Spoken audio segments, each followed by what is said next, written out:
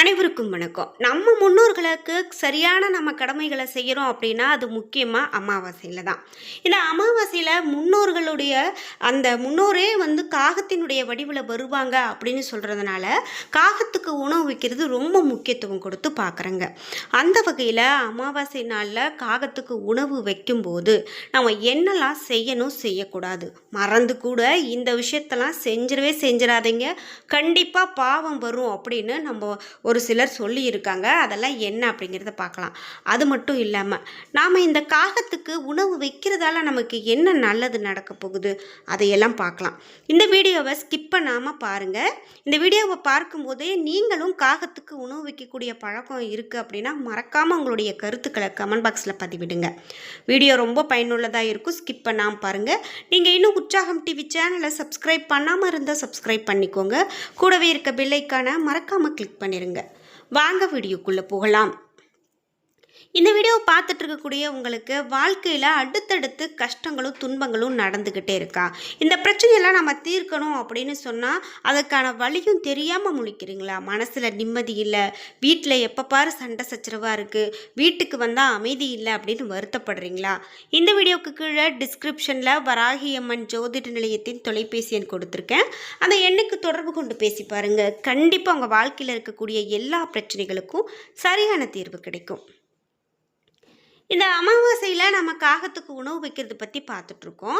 முக்கியமாக நாம் படைக்கக்கூடிய இந்த உணவை முன்னோருடைய வடிவில் காகங்கள் தான் உண்ணும் அப்படிங்கிறது நம்பிக்கை. இதனால தான் நம்ம முன்னோர்களுக்கு பிடித்த உணவனை நாம் சமைத்து விரதம் இருந்து படையல் வைப்பதன் மூலமாக நம்மளுடைய பாவங்கள் அனைத்தும் விலகும் அப்படின்னு சொல்லுவாங்க. முன்னோர்களுடைய ஆசையும் நமக்கு கிடைக்குமா? அத்தோடு செய்வினை கோளாறுகள் நம்ம அண்டாது, தீராத கடன் தொல்லைகள், குடும்ப பிரச்சனைகள் எல்லாமே தீரும், குழந்தை பாக்கியம், கல்யாண யோகம் இவையெல்லாம் கிடைக்கும் அப்படின்னு சொல்லுவாங்க. இப்போது நாம் பார்த்ததுலேயே முக்கியமானது அப்படின்னு பார்த்தீங்கன்னா நம்ம வாழ்க்கைக்கு கல்யாண யோகமும் குழந்தை பாக்கியமெல்லாம் ரொம்ப முக்கியமானது. இதுக்கு முக்கியமாக முன்னோருடைய ஆசி வேணும். முன்னோருக்கு செய்யாத கடமைகளை நம்ம வச்சுக்கிட்டு நம்ம எந்த ஒரு விதத்துலேயுமே நம்மளுக்கு சரிப்பட்டு வராது. அதனால் இந்த மாதிரி அமாவாசை நாட்கள் வரும்போது முன்னோருக்கான சரியான கடமைகளை நாம் செய்யணும். என்னால் எதுவுமே செய்ய முடியல அப்படின்னு சொன்னால் கூட பரவாயில்ல, ஒரு கைப்பிடி அளவு உணவை இந்த காகத்துக்கு வச்சுட்டு வாங்க. ஒரு சிலர் தினமும் வைக்கிறது கூட நம்ம பார்த்துருப்போம். ஆனால் ஒரு சிலர் சனிக்கிழமை நாட்களில் வைப்பாங்க, அமாவாசை நாட்களில் வைப்பாங்க. அப்படி வைக்கும்போது இந்த காகங்கள் உணவு எடுத்தது அப்படின்னா நிச்சயமாக யமதர்மன் ரொம்பவே மகிழ்ச்சி அடைவாராம். அதே போல் சனி பகவானுடைய வாகனமான காகம் யமலோகத்தினுடைய வாசலில் இருக்கிறதாகவும் இது யமனின் தூதுவன் எனவும் சொல்கிறாங்க. யமனும் சனியும் சகோதரர்கள். இதனால் காக்கைக்கு உணவிடுவதால் இருவருமே ஒரே சமயத்தில் திருப்தி அடைவாங்க. இந்த நம்ம இந்த விரதம் இருந்து கூட காகத்துக்கு சாப்பாடு வைக்கலாம். முக்கியமாக நம்ம காலையிலேருந்து சாப்பிடாம விரதம் இருந்து மதியத்தில் காகத்துக்கு ஒரு கைப்பிடி அளவுக்கு சாப்பாடு வைக்கலாம். வைக்கும்போது நாம் வைக்கக்கூடிய இடத்துல தண்ணீர் விட்டு கழுவி அந்த சாதத்தை வைக்கலாம். ஒரு சிலர் வாழை இலையில் வைப்பாங்க, அது வைக்கிறது இன்னும் ரொம்ப நல்லது. அப்படியே வைக்கும்போது முக்கியமாக அசைவ உணவுகளை நம்ம வைக்கக்கூடாது. இந்த அசைவ உணவுகளை ஒரு சிலர் சாப்பிட முடியாமல் மீதியை கொண்டு போய் அப்படி வைப்பாங்க. அந்த அசைவ உணவு மட்டும் இல்லாமல் எந்த ஒரு உணவாக இருந்தாலும் நாம் எச்சில் பட்ட சாப்பாடை கொண்டு போய் காகத்துக்கு கொடுக்கக்கூடாது. அதே போல் நமக்கு அது அப்படி செய்கிறதால பாவம் தான் வரும். ஏன் அப்படின்னா முன்னோர்கள் தான் நம்மளுடைய சாதத்தை எடுக்கிறாங்க அப்படின்னு நம்பும்போது இந்த மாதிரியான குறைகளை நாம் செய்யக்கூடாது. அப்படி வைக்கும்போது முக்கியமாக அந்த எச்சில் சாப்பாடுகளும் பழைய சாதங்களோ அதே போல் அசைவ உணவுகளையும் வைக்கக்கூடாது. அசைவம் சாப்பிட்றதால காகத்துக்கு ஒன்றும் ஆகாது அப்படின்னு சொல்லலாம். இருந்தாலும் நம்மளுடைய கையால் வைக்கக்கூடாது. அந்த உணவை காகங்கள் தானாக சாப்பிட்டு கொண்டு இருக்கிறது அசைவம் அப்படின்னா அது வேற. ஆனால் நாம் வைக்கும்போது அது நமக்கு ஒரு பாவத்தில் சேருகிறது. அதே போல் அமாவாசை அப்படின்னு இல்லாமல் தினம் கூட காகத்துக்கு சாப்பாடு வைக்கலாம்.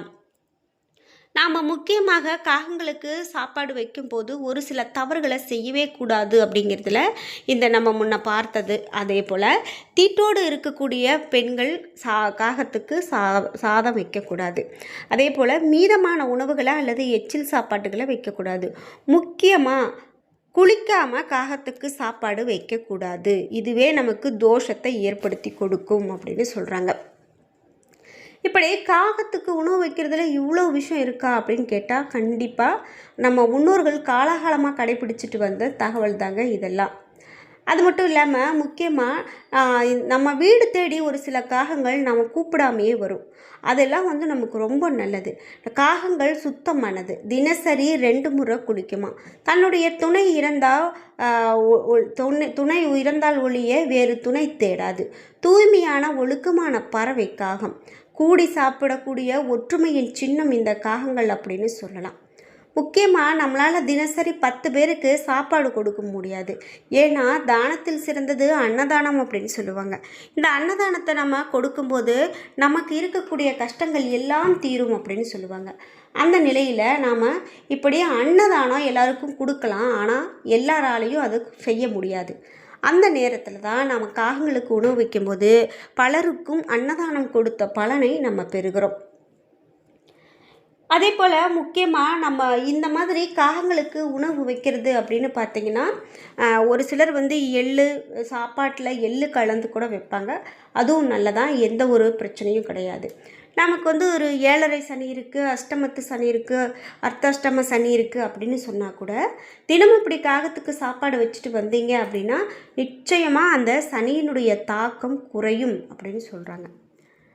இது மட்டும் இல்லாமல் காகத்துக்கு தினமும் நாம் காலையில் சாப்பாடு வைக்கும்போது நிஜமாகவே பித்திருக்களுடைய ஆசி கிடைக்குது.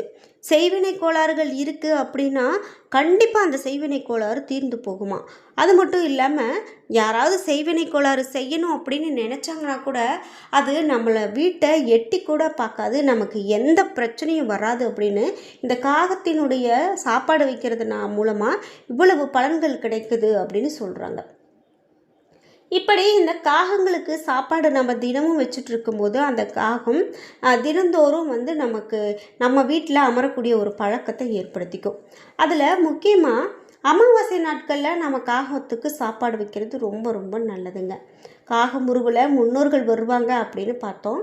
அது மட்டும் இல்லாமல் அந்த குருவி, நம்ம காகம், குருவி இது எல்லாமே நம்ம வீட்டுக்கு வரும்போது நாம் சாப்பாடோ அல்லது தண்ணியோ கொடுக்கறது ரொம்ப ரொம்ப நல்லது. குறிப்பாக நம்ம வீட்டில் என்ன பிரச்சனைனே தெரியல, மன அழுத்தம் அதிகமாக இருக்குது அப்படின்னு சொல்கிறவங்க இப்படி காகங்களுக்கு சாப்பாடு வைக்கிறது ரொம்ப ரொம்ப சிறப்பு அப்படின்னு சொல்கிறாங்க. இது மாதிரி மட்டும் இல்லாமல் நாம் இந்த மாதிரி வழிபாடுகள்லாம் எங்களுக்கு இது மாதிரிலாம் செஞ்சு பழக்கமே இல்லை அப்படின்னு சொல்கிறவங்க இனிமேலாவது இந்த மாதிரி முயற்சி செய்து பாருங்கள். கண்டிப்பாக உங்களுக்கு இருக்கக்கூடிய பிரச்சனைகள் தீர்றதை நீங்கள் கண்கூடாவே பார்க்க முடியும். முக்கியமாக அமாவாசை நாட்களில் குலதெய்வ வழிபாடு மேற்கொள்கிறது நல்லது. முடிஞ்ச வரைக்கும் கோவிலுக்கு போய் குலதெய்வ கோயிலுக்கு நேரடியாக போய் நம்ம வழிபாடு செய்கிறது ரொம்ப சிறப்பு. அதே போல் தான் நம்ம குலதெய்வ கோயிலுக்கு போக முடியல அப்படின்னு சொன்னால் கூட வீட்டில் இருந்தே கூட நம்ம சாப்பாடு படைத்து இப்படி வழிபாடு செய்கிறது ரொம்ப சிறப்பு. முக்கியமாக அமாவாசை நாட்களில் நம்ம வீட்டில் அசைவ உணவுகள் எடுத்து சாப்பிடாமல் இருக்கணும். அதே போல் நாம் வீட்டில் கோலம் போடக்கூடாது. அமாவாசை நாட்களில் நம்ம முன்னோர்கள் நம்மை பார்க்குறதுக்காக வருவாங்களாம், அதனால் நாம் கோலம் போடக்கூடாது அப்படின்னு சொல்லுவாங்க. அது மட்டும் இல்லாமல் இந்த நாளில் நம்ம சுபகாரியங்கள் எதுவும் செய்யக்கூடாது, எதுக்காகவும் பெரிதாக கோபப்படக்கூடாது. இந்த நாட்களில் கோபப்படும் போது நிச்சயமாக அது நமக்கு பிரச்சனைகள் அதிகப்படுத்தக்கூடிய வகையில் இருக்கும் அப்படின்னு சொல்லப்படுது. இப்படி இந்த அமாவாசை நாட்களில் நம்ம என்னெல்லாம் செய்யணும் அப்படிங்கிறதுக்கு இதெல்லாம் உதாரணம். குறிப்பாக நம்ம வீட்டில் தீபம் ஏற்றி வழிபாடு செய்தாலே மிகவும் நல்ல பலன் கிடைக்கும் அப்படின்னு சொல்லலாம். இது வரைக்கும் எனக்கு இந்த காகத்துக்கு உணவு வைக்கிற பழக்கம் இல்லை அப்படின்னு சொல்கிறவங்க இனிமேல் செஞ்சு பாருங்கள், நிச்சயமாக நன்மையாகவே நடக்கும். முக்கியமாக தயிர் சாதம் உணவை நம்ம கொடுக்கறது இன்னும் ரொம்ப நல்ல பலனை கொடுக்கும்.